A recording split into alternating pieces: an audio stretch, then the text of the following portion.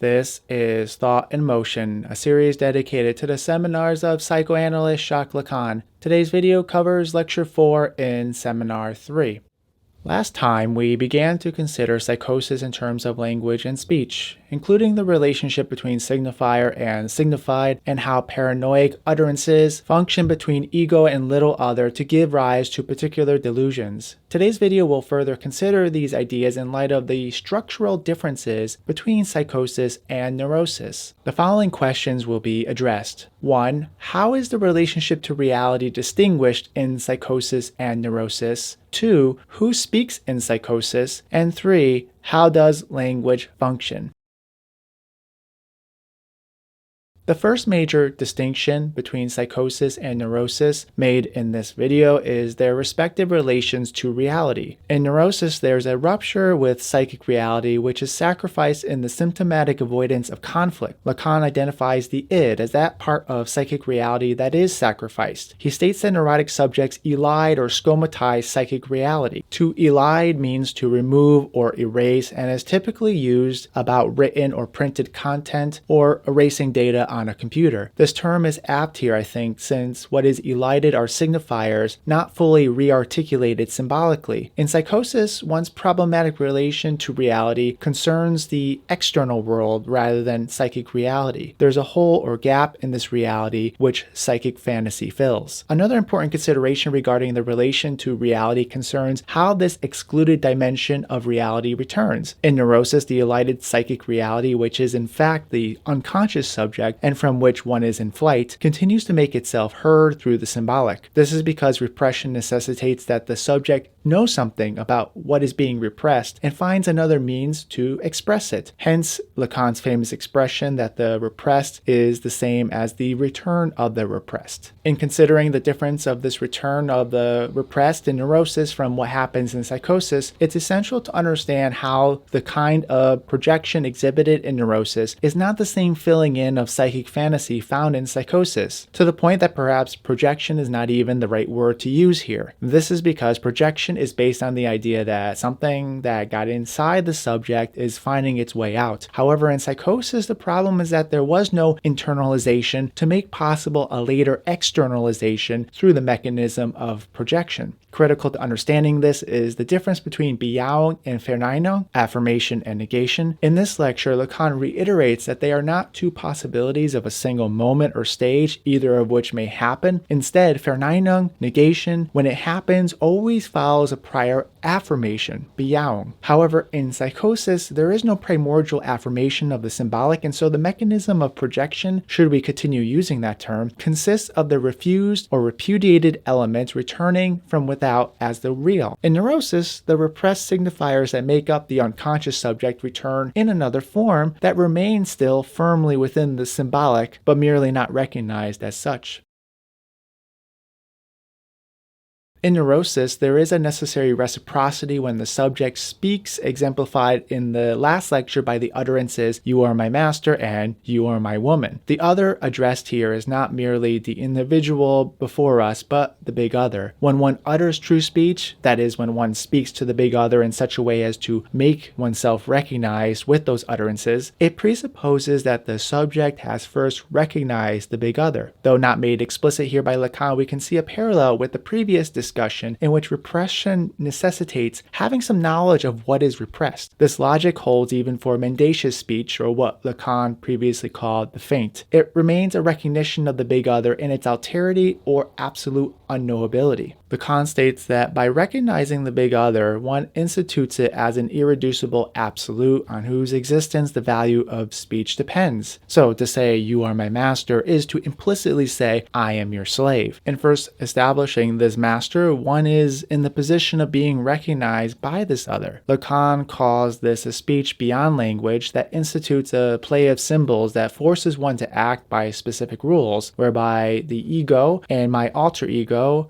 the little other, become puppets on behalf of this big other. So what then happens in psychosis? Lacan offers the case of his former patient to illustrate how speech functions in psychosis. This patient, who exhibits paranoid delusions, tells us of a run-in with a shameful married man who was the lover of the patient's neighbor. Now, I understand this to be a fanciful encounter rather than something that factually happened. In passing, the man said a dirty word to the patient, a word the patient didn't wish to repeat because it devalued her. However, a little later, she admits to not being completely innocent in the matter, having said something in return. Je viens de chez le charcutier. I've just been to the butcher's. The word in French, charcutier, refers to a butcher who specializes in pork products. Like in English, cochon or pig can be used in a derogatory manner towards someone contemptible, which might seem appropriate here in light of how the patient is viewing this man. A little later, the patient admits to Lacan what the man had said to her, which was the word truie, sow, which is a female pig, and which I understand can, in French, also be used in a derogatory way to women. Before getting into the structural dimension of this speech, Lacan elaborates on the problem of understanding. He reiterates that it's important not to understand the statement by the patient, but instead to attain its truth. Nonetheless, we do inevitably understand it in the sense of misunderstanding it, and Lacan admits that he too understood it in this imaginary sense. This leads him to remark that we all have a bit of the delusional in us. However, to understand here is to collaborate with the patient's resistances. It provides what the patient wants, stopping one from asking any further questions and putting speech to a halt. Once you understand, there's no more need to pursue the matter. To quote Lacan, "Beware those who say to you,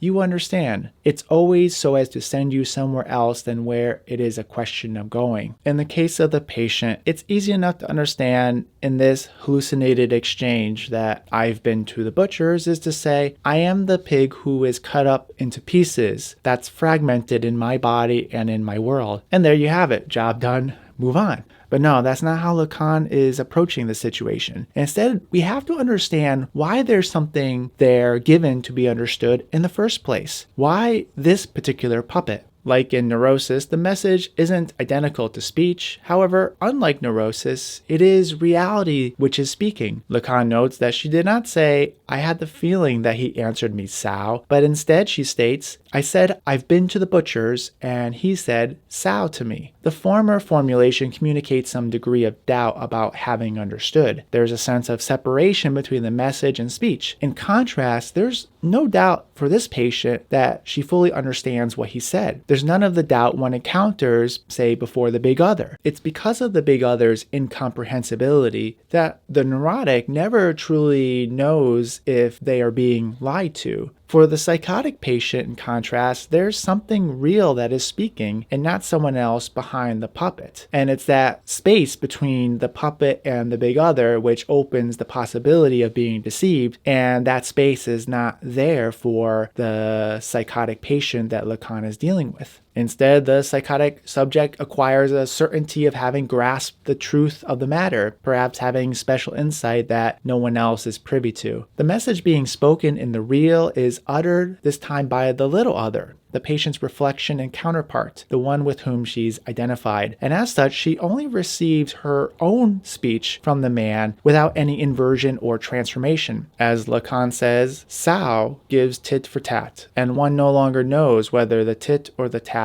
comes first. The response, sow, is not an inversion of what she said, as one has in the case of "you are my slave" in response to "you are my master." There, the response presupposes the utterance of the subject. But in the case of the patient, the utterance, in fact, presupposes the response, which makes explicit what the patient alludes to in her own speech. Lacan also asks who is being spoken of in this utterance, "I've been to the butcher's." Who is this I? He indicates that it's the subject, but then this entails that the subject is only addressing herself in receiving the message of Sao in return. To understand this, we must consider how there are two ways of talking about the subject. The first is to address oneself to the big other and thereby receive the message back in an inverted form. You are my master, you are my slave. The other way entails alluding to the subject from the position of the ego in such a way that one receives the message back from oneself in the form of the little other without any intervention of an absolute other. And so from this, we can begin to see the critical structural difference here between psychosis and neurosis, which concerns in psychosis the exclusion of the big other. All this can be a little confusing, so I'll try to make sense of this in my own way for the moment. The big other functions as a third party, a mediator between self and other. By excluding it, the capacity to adequately separate myself from my image of myself in the other is blocked. At the same time, it seems that the big other is necessary to make a distinction between the real and imaginary. Every time Lacan talks about the real here, it seems to always come through the imaginary, that is, the little other. So my working hypothesis here is that the big other is necessary for us to recognize the imaginary rather than as real, as well as to provide some preliminary degree of knowledge concerning the difference between the symbolically structured subject from its imaginary identifications in the ego. However, the byproduct of such knowledge would be repression, and thus the reemergence of the repressed in the form of neurotic symptoms. The psychotic does not repress, but rejects, and so must encounter themselves in the confused mixture of the imaginary and real, whereby nothing makes sense until a delusional certainty can finally be established that at least temporarily stabilizes this reality for the subject.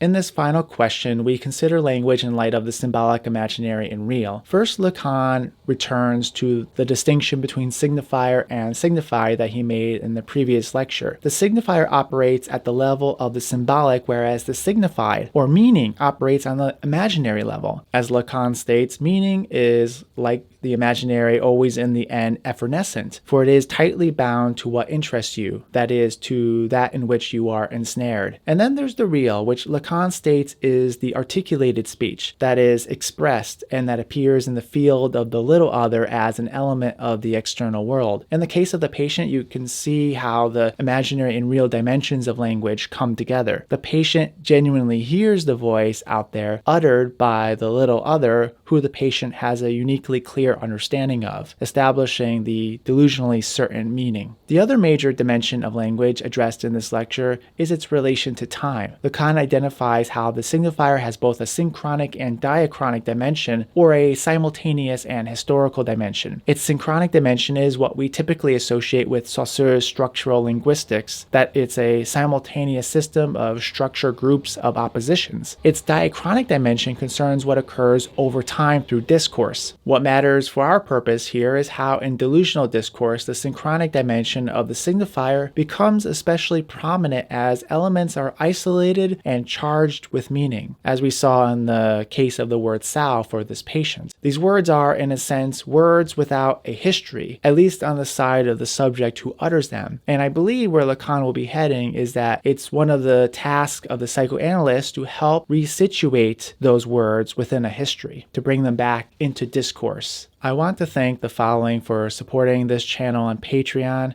If you wish to support this work on Patreon, the link is below in the description. You can also support this work by liking and sharing this video, as well as subscribing to my channel. As always, thank you for watching, and until next time, be well.